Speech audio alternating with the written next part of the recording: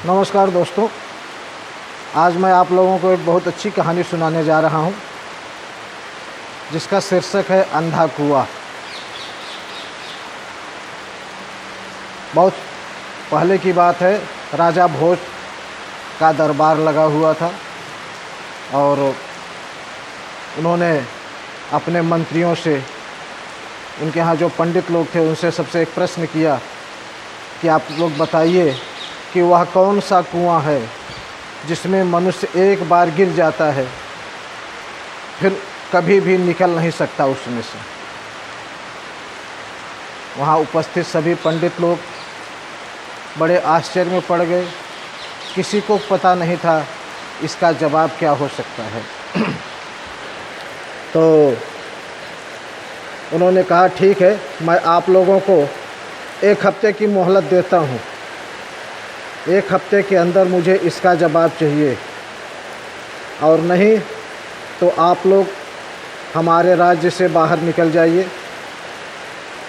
और हमने अभी तक आप लोगों को जो दिया है वो भी सब हमारा वापस कर दीजिए। पंडित सब बड़े आश्चर्य में पड़ गए तो क्या किया जाए।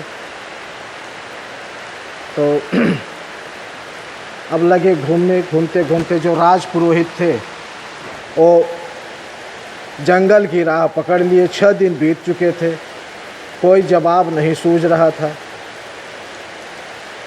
सोचो चलो निकल चलते हैं जंगल की ओर, फिर उधर ही से निकल जाएंगे दूसरे राज्य में। अब यहाँ गुजारा होने वाला नहीं है।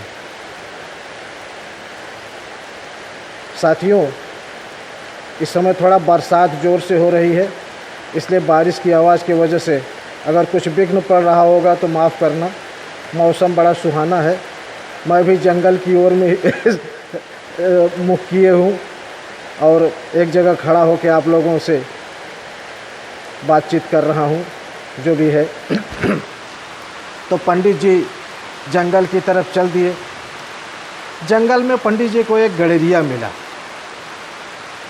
गड़ेरिया जो भेड़ें वेड़े चराते हैं और उन्हीं को कहते हैं, वो अपनी 100-200 भेड़ें लेकर जंगल में चरा रहा था।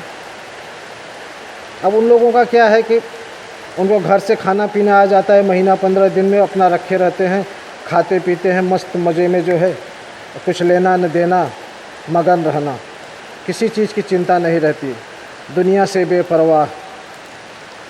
उन्होंने पंडित जी को देखा तो पंडित जी बड़े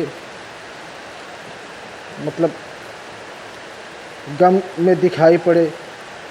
तो गड़ेरिया ने सोचा कि पंडित जी दुखी लग रहे हैं, क्या बात है। तो उसने पंडित जी से प्रश्न कर दिया, पंडित जी क्या बात है, आज बहुत दुखी दिख रहे हो। पंडित जी कुछ बोले नहीं।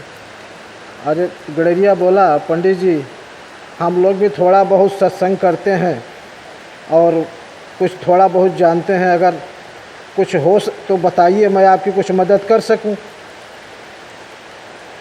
पंडित जी सोचे मन में कि ये गड़ेरिया हमारी मदद करने को तैयार है, ये क्या मदद करेगा, इसको क्या पता, इसको तो भेड़ों के सिवा और कुछ मालूम ही नहीं है, ये हमारी क्या मदद करेगा।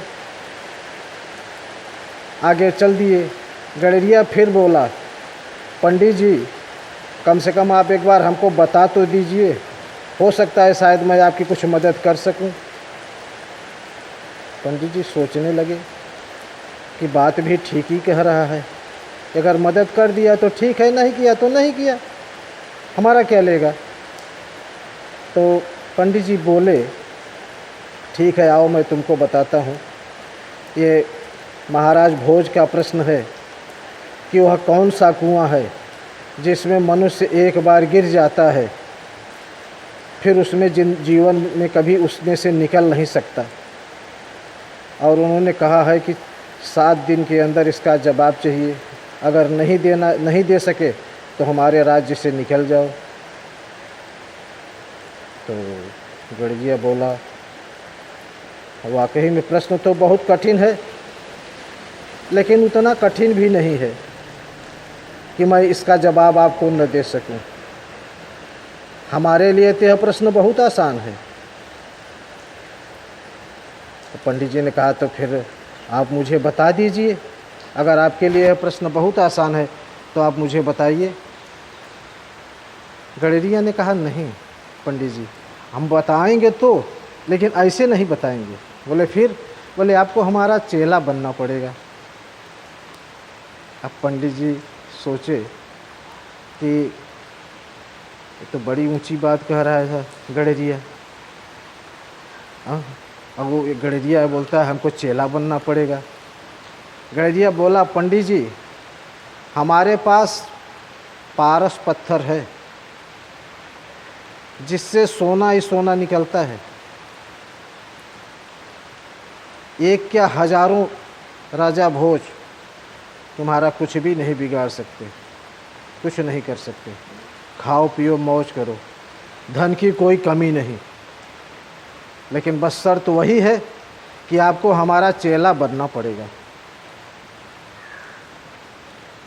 पंडित जी शक पकाए, बोले पारस पत्थर मिलेगा, सोना ही सोना होगा, धन की कमी ही नहीं रहेगी, तो फिर राजा भोज की हमको ज़रूरत क्या है? मैं तो स्वयं राजा भोज बन जाऊंगा। चेला बनने में क्या नुकसान है? बोले ठीक है, अगर आप कहते हो तो मैं आपका चेला बनने को तैयार हूँ। गडेरिया ने कहा पंडित जी आपको भेड़ का दूध पीना पड़ेगा, तब मैं आपको चेला बनाऊंगा। पंडित जी बहुत पसोपेश से पड़े, बोले भेड़ का दूध पीने से तो बुद्धि भ्रष्ट हो जाती है, लेकिन कहाँ पारस पत्थर कहाँ बुद्धि, कोई मतलब नहीं। पारस पत्थर के चक्कर में पंडित जी ने कहा ठीक है, अगर तुम बोल रहे हो कि भेड़ का दूध पीना पड़ेगा तो मैं पी लूँगा। बोले पंडित जी आपको ऐसे दूध नहीं मिलेगा पीने के लिए। बोले फिर कैसे मिलेगा? बोले वो देखो उधर जो मनुष्य की एक खोपड़ी गिरी है, उस खोपड़ी में हम दूध दुहेंगे और दूध लाएंगे, और दूध लाने के बाद उसको हम पिएंगे, और हम पीने के बाद फिर कुत्ता उस दूध को पिएगा, उसके बाद फिर वो दूध आपको पीना पड़ेगा। पंडित जी ने कहा हम पंडित आदमी, एक तो तेरा चेला बनने को तैयार हो गए, जो हमको नहीं करना चाहिए। उस पर भी हम बोला चलो ठीक है, हम पतित हो गए तो कोई बात नहीं, पारस पत्थर मिलेगा, सोना ही सोना रहेगा। तो अब तू बोल रहा है कि मनुष्य की खोपड़ी में दूध पीना पड़ेगा, वो भी तेरा झूठ। तो बोला जब तुम हमको गुरु बनाओगे तो गुरु का जूठा तो तुमको पीना ही पड़ेगा। मैंने तो पहले ही कहा कि आपको हमारा चेला बनना पड़ेगा, और अगर गुरु उस खोपड़ी का दूध पीता है जिसको कुत्ते ने चाटा है, तो शिष्य को पीने में क्या दिक्कत है? पंडित जी पहले तो सच्चाए, बाद में लालच बस बोले चलो ठीक है, मैं वो भी मंजूर कर लेता हूँ। मैं तू कहता है भाई तो मैं पी लेता हूँ दूध, तेरा जूठा भी पी लूँगा, खोपड़ी का भी पी लूँगा, कुत्ते का जूठा भी पी लूँगा। तो बोला पंडित जी यही तो मेरे प्रश्न का उत्तर है। बोले ऐसा कैसा? बोला लालच।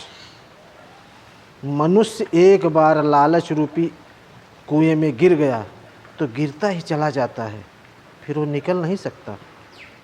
ये लालच ही अंधा कुआं है, जिसको लोभ रूपी लालच मनुष्य को कहाँ कहाँ गिरा देगी, इसका कुछ वो नहीं है। तब पंडित के समझ में आया कि हाँ बात तो बहुत ऊंची कह रहा है।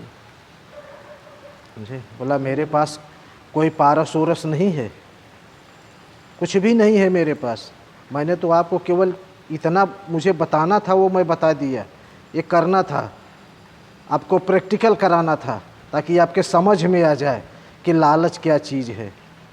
इसलिए पंडित जी अब आप समझ गए होंगे, और मेरे दोस्तों आप लोग भी समझ गए होंगे कि लालच जो है बहुत बड़ी बुरी बला है, और इससे मनुष्य को बचना चाहिए।